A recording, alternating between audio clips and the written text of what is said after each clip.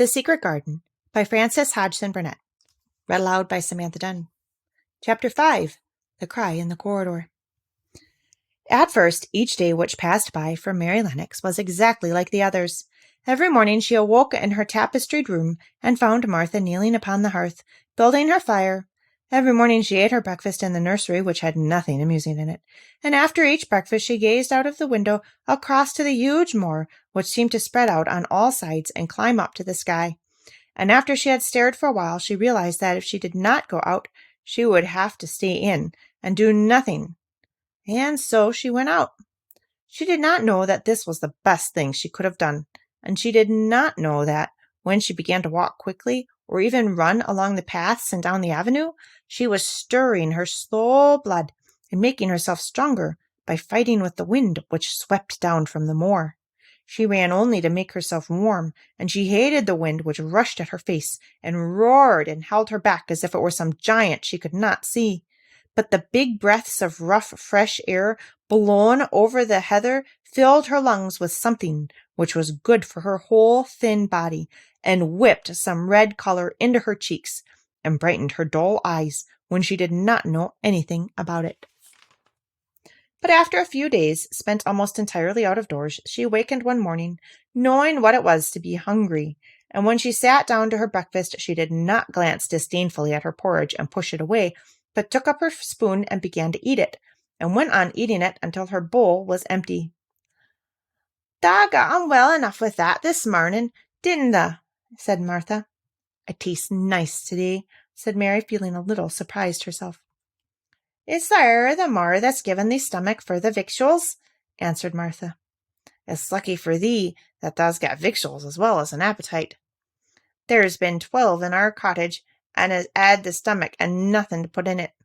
You go on playing out of doors every day, and you'll get some flesh on your bones, and you won't be so yaller." "I don't play," said Mary. "I have nothing to play with." "Nothing to play with!" exclaimed Martha. "Our children plays with sticks and stones. They just runs about and shouts and looks at things." Mary did not shout, but she looked at things. Well, there was nothing else to do. She walked around and around the gardens and wandered about the paths in the park.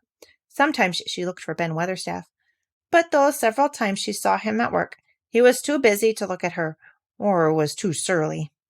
Once when she was walking towards him, he picked up his spade, turned away as if he did it on purpose. One place she went to oftener than to any other. It was the long walk outside the gardens with the walls around them. There were bare flower beds on either side of it, and against the walls ivy grew thickly. There was one part of the wall where the creeping dark green leaves were more bushy than elsewhere. It seemed as if for a long time that part had been neglected. The rest of it had been clipped and made to look neat, but at this lower end of the walk it had not been trimmed at all. A few days after she had talked to Ben Weatherstaff, Mary stopped to notice this and wondered why it was so. She had just paused and was looking up at the long spray of ivy swinging in the wind when she saw a gleam of scarlet and heard a brilliant chirp. And there on the top of the wall perched Ben Weatherstaff's robin redbreast, tilting forward to look at her with his small head on one side. "Oh!" she cried out. "Is it you? Is it you?" And it did not seem at all queer to her that she spoke to him as if she were sure that he would understand and answer her. He did answer. He twittered and chirped and hopped along the wall as if he were telling her all sorts of things.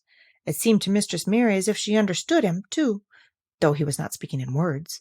It was as if he said, "Good morning. Isn't the wind nice? Isn't the sun nice? Isn't everything nice? Let us both chirp and hop and twitter. Come on, come on."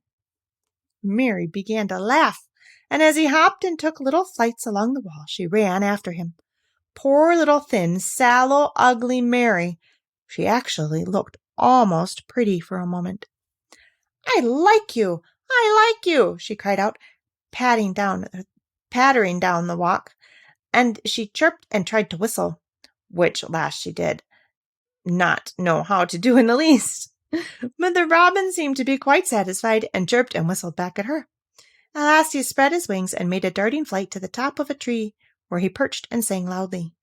That reminded Mary of the first time she had seen him. He had been swinging in a treetop then, and she had been standing in the orchard. Now she was on the other side of the orchard and standing in the path outside a wall, much lower down, and there was the same tree inside. "It's in the garden no one can go into," she said to herself. "It's the garden without a door. He lives in there. How I wish I could see what it is like." She ran up the walk to the green door she had entered the first morning. Then she ran down the path, through the other door, and into the orchard.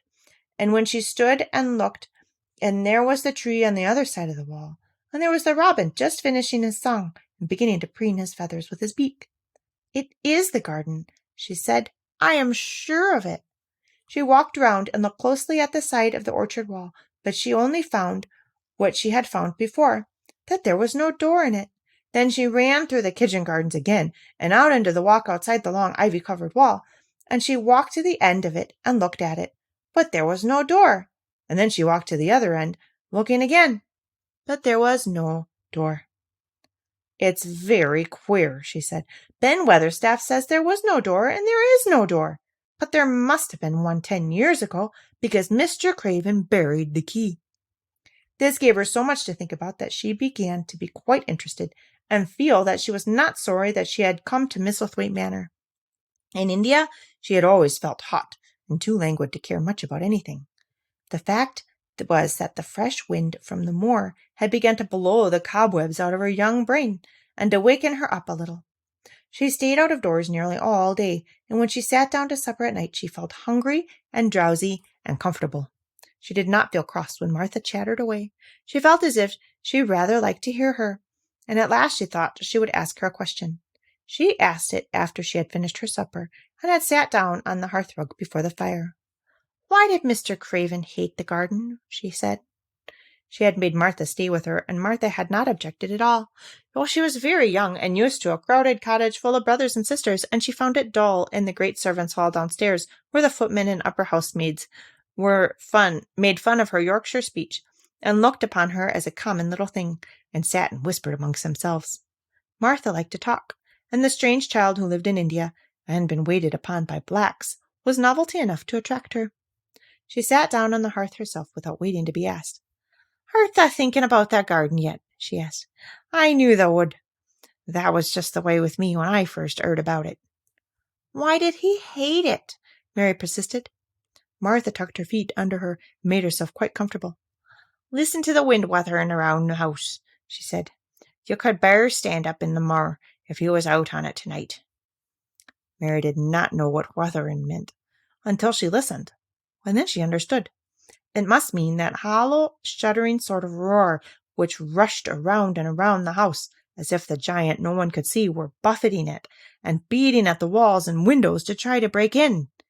But one knew he could not get in, and somehow it made one feel very safe and warm inside a room with a red coal fire.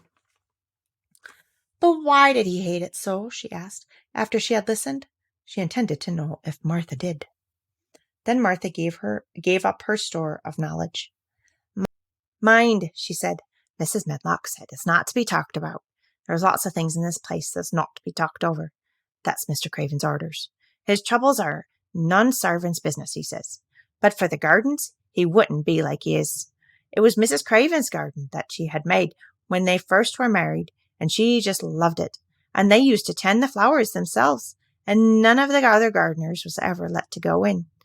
Him and her used to go in and shut the door and stay there hours and hours, reading and talking.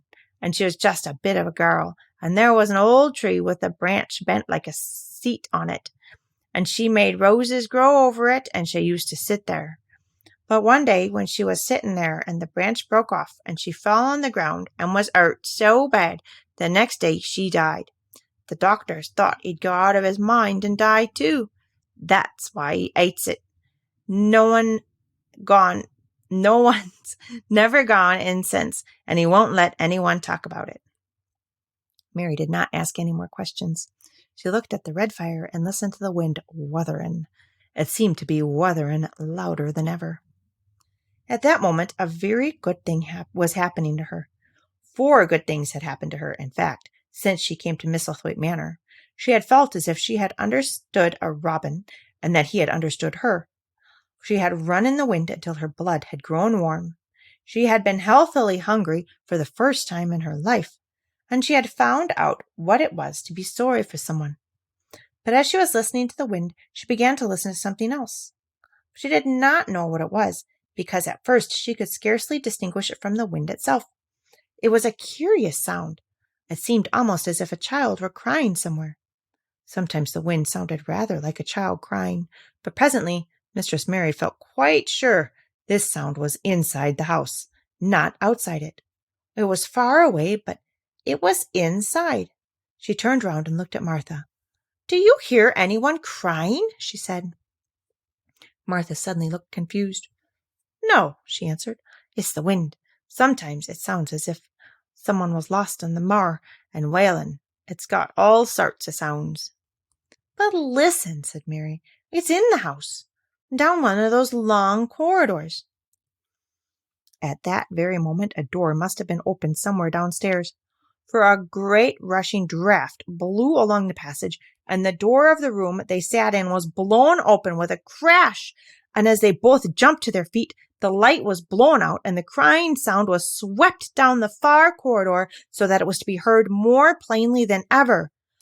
"There," said Mary, "I told you. It is someone crying, and it isn't a grown-up person." Martha ran and shut the door and turned the key.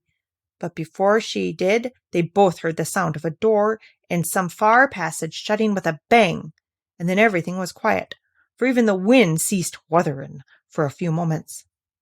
"It was the wind," said Martha stubbornly, "and if it wasn't, it was the little Betty Butterworth, the scullery maid. She's 'ad the toothache all day." But something troubled and awkward in her manner made Mistress Mary stare very hard at her. She did not believe she was speaking the truth.